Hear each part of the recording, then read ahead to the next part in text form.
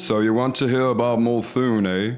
Well, whatever you do, do not ask a Nirmathi about Molthune. They tell only lies about our nation, and they are all but rebel filth. They use freedom as an excuse for their disorganized government and lack of order. They claim it's the reason they kill our sons and daughters that fight for what is rightfully ours. They are the reason there can be no peace. No, let me tell you what Molthune is. It is perhaps the greatest nation in the Inner Sea region.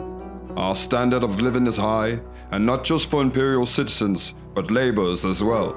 Our military might grows by the day, and it is ready to challenge any of our neighbors, should they be foolish enough to test it. We have what we call the writs of service, which gives all Molthune's people equal opportunity. You see, Molthune falls into two categories: imperial citizens and laborers. Outsiders would claim that laborers is a fancy word for slaves, but I'd like to see a slave that enjoys the standard of living a laborer in Molthune does. While it is true that there is a hierarchy in our society, as there is in all societies, we have effective and just laws that gives laborers an opportunity to become imperial citizens. Our current imperial governor, Lord Marquin Teldas, has recently given laborers a new way to become imperial citizens as well. Serve in the army for 5 years and you become a true citizen. Now I see it as an honor to serve my country, and I respect anyone who joins the army and ensures the common folk's safety. So while many elites and nobles oppose the idea that 5 years in the military should justify citizenship, I say it is well deserved. Our society is built on our respect for the military, the rule of law, cooperation, and personal honor. We have a strong economy and a well-functioning government. Molthune is split into 9 provinces, and each province is assigned its own leader. These leaders are the general lords of Molthune. The imperial governor is the highest ranking official, and he is chosen by his fellow general lords. Once chosen, the title is for life, or until abdication. When the time comes, the general lords choose a new imperial governor and a new general lord to take the promoted general lord's place. It may all seem a bit confusing, but the system has served our nation well. Of the 9 general lords, I respect Resper Cerno the most. She is general lord of the Meredith province, a place commonly referred to as the border, due to its location along the Nirmathas border. Only the most tactical and battle-hardened general lord can be assigned to the border. She keeps a sharp eye on the Nirmathi scum and makes sure that the rebels don't enter our country to cause havoc. The Nirmathi fools often attack the settlement of Fort Ramgate that stands at the border. Ramgate stands strong and have for years. I would have thought the Nirmathi rebels would have learned their lesson after the incident with Fortune's blood. But, oh, my apologies, of course. You don't know of Fortune's blood. Well, the general lords decided that Fort Ramgate needed a leader, someone to manage the day-to-day tasks within the settlement. They chose a Kellet born by the name of Lorcar. Lorcar have always done well in defending the city, but the Nirmathi can be relentless, and sometimes Lorcar finds it necessary to hire mercenaries to defend and strike back at the rebels. A few years ago, he hired a band of hobgoblin mercenaries called Fortune's Blood. They stayed at Fort Ramgate for months and were very effective. They were, of course, hobgoblins. One night when the Nirmathi launched a large-scale attack against Ramgate, Fortune's Blood were well prepared. They had gotten a tip about the attack from Molthune spies, and they ambushed and defeated nearly all 60 attackers. This was, of course, a great victory. But the bloodthirsty hobgoblins weren't satisfied, and in their frenzy, they crossed the border and killed several nearby civilians. Now, as much as I hate the Nirmathi, we have strict rules on what to do with enemy civilians. And when the people of Molthune heard of the incident, they were horrified, and Lorcar was forced to dismiss Fortune's Blood. This resulted in the Nirmathi finding their courage again, and now the attacks on Ramgate are frequent once more. But the gates of the settlement are state-of-the-art, both in craftsmanship and magical defenses. And if you ask me, Lorcar and General Lord Resper Cerno is doing a fine job indeed, as do many of the General Lords.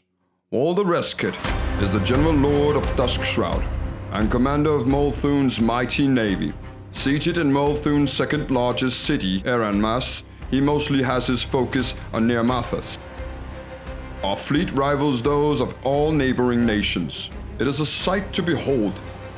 So is the city of Eranmas, with the outer wall built of stone from the Menador Mountains and massive wooden walls within that separates the city districts.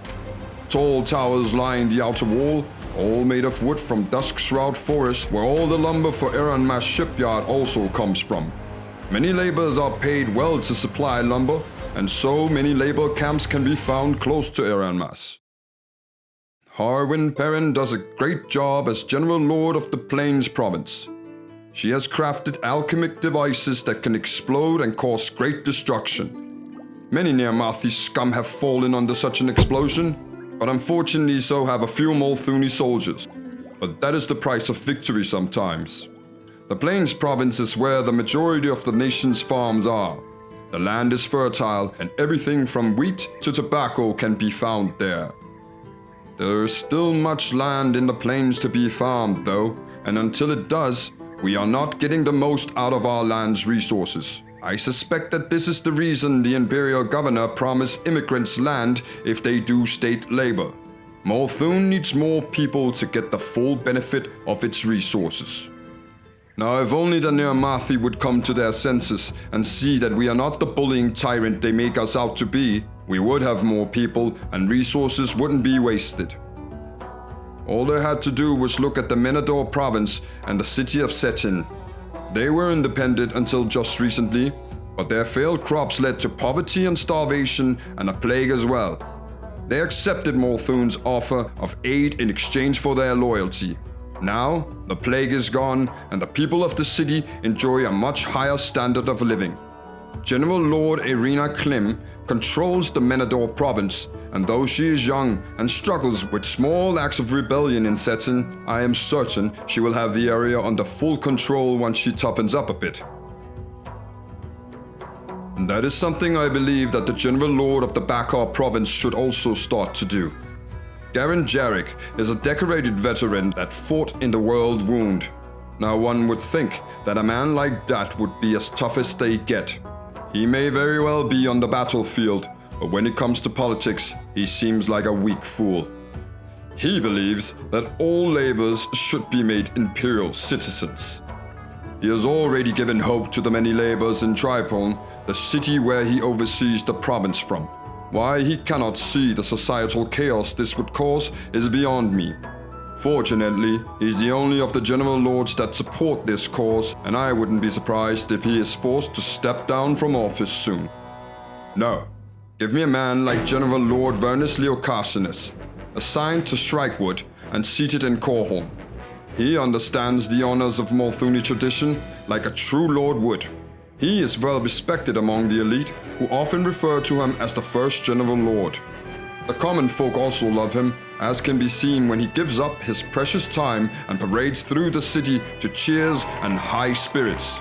And why wouldn't they be in high spirits when they live in a place like Corholm?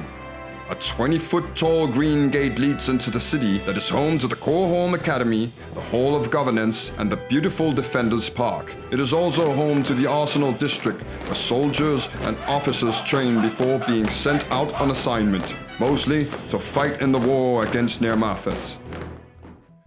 General Lord Katra Sabine is responsible for the Mindspin province.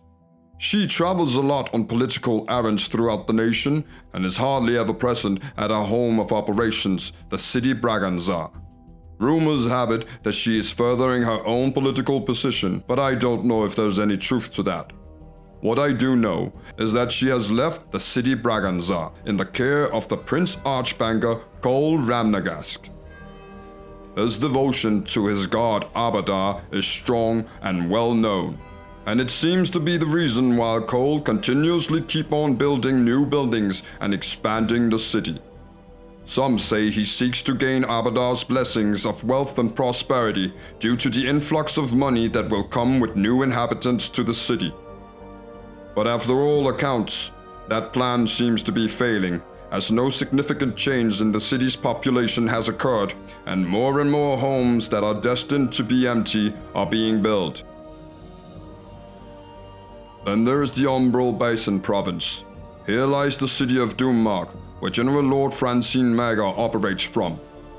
She keeps a close eye on Nidal, and though the city of Doommark isn't our proudest, it has its purpose. It is home to a sizable population of fetchlings, and it's a popular outpost for adventurers heading for the mysterious lands of the Umbral Basin. The General Lord is known for her legions of trained, intelligent ravens that she uses in her many spy campaigns. Rumors have it that she is about to reveal a network of Nermathi spies within Molthune. I hope these rumors are true, and that the enemy will stand trial for their crimes against the nation. But let us speak of the jewel of Molthune, the city of Canorate. The capital of Molthune is filled with stunning architecture, lush garden promenades, fantastic artwork, and a population draped in the latest fashion. Even the laborers in Canorate live rich lives, and though most in the city are humans, Canorate is also home to the largest population of halflings in the Inner Sea region, many of whom are great artists and sculptors that help bring the city to new heights of beauty. The dazzling spires, elegant manors, and tiled fountains make this city one of the most beautiful in the nation. I would say one of the most beautiful cities in the Inner Sea region and beyond. If you ever get the chance to see the splendors of the Sweet Orchard district where the wealthiest citizens live, you should. It is an astonishing sight. The shops at High Market offer the best that coin can buy, and nothing will take your mind off of your troubles like a walk in the Imperial Park. The glittering plaza is filled with high-end shops, and the Promenade of Petals is a wondrous place that leads through the Artisans District and down to the Unity Shipyard. Architects in Canorate enjoy a measure of celebrity that other places usually reserve for good entertainers. And if you have the coin, you can purchase a guided tour through the city with one of them. The Imperial Academy also lies within the city walls, and it is the best in the nation. And of course, the Imperial Castle lies at the center of the city, and within, Imperial Governor Marquin Teldes resides. Even Trade Folks' Abode, the district for laborers, is an amazing place with public parks and shops accessible to all. Of course, if you wish to see other parts of the city beside Trade Folks' Abode, you need to present a permit from appropriate high-ranking officials.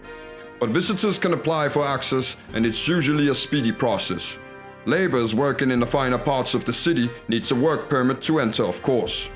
Some places like the Sweet Orchard District and the Imperial Castle rarely issue permits to visitors, and when they do, it's usually to foreign dignitaries or fine guests of the aristocracy.